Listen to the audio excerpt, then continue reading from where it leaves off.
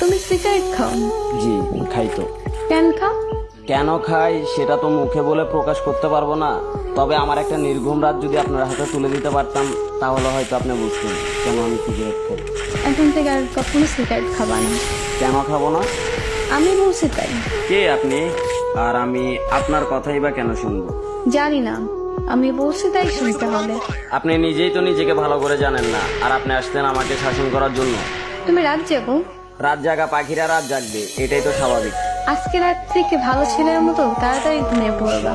এই যে ম্যাডাম, 2-4টা ঘুমের ওষুধ তো আমাকে রাত জাগা থেকে বিরক্ত করতে পারে নাই, আর আপনার মুখের কথায় আমার রাত জাগা থেমে যাবে বললেই হলো।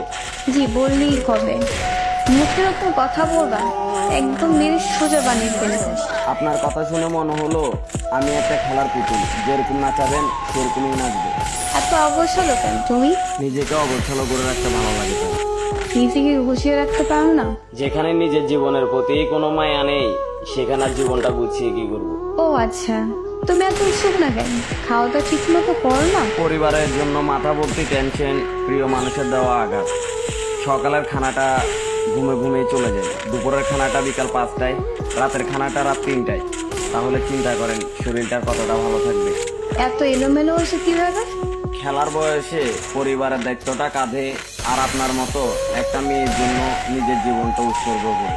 ও আচ্ছা, মানুষটা ভুল ছিল, তাই ঠকে গেছে। আমি ঠকিনি, আমাকে ইচ্ছে করে ঠকানো হয়েছে।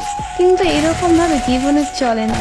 কাল থেকে সকাল তাড়াতাড়ি উঠতে হয়, খাবার পরে দুপুরের নামাজ পড়া, বাসায় এসে গোসল করবা, দুপুরের খাবার খাবা, আর রাতের খাবার 10টার ভিতর খেয়ে নিবা। 12টা অব্দি আমার সাথে কথা বলবা, তারপর 1 মিনিটও জেগে থাকবা না, বুঝতে পারছো? নির্ঘুম রাত, অনিয়মে খাওয়া আর অগোছালো জীবন, সেটা হয়তো আমি আর কখনোই চেঞ্জ করতে পারবো না। এভাবে হয়তো চলতে থাকবে আমার জীবন গাড়ির চাকা। আর আপনি যদি মনে করেন যে আপনি এরকম নির্দেশনা দিয়ে আমার মনে জায়গা করে নেবেন তাহলে ভুল ভাবতেছেন, কারণ আমার মন দিল বলতে কিছুই নেই।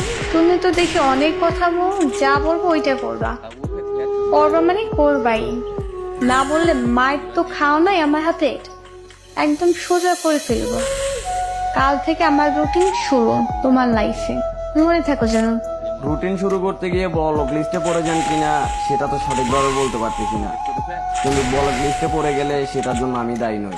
কিন্তু কোনো কিন্তু না, এখন বাইরে যা বলছে মনে থাকো যেন। আল্লাহ হাফেজ। আমি নিজেকেই তো ভালো করে মনে রাখতে পারি না, আপনার কথাটা মনে থাকবে কিনা তা আমি জানি না। আচ্ছা ঠিক আছে ভাই।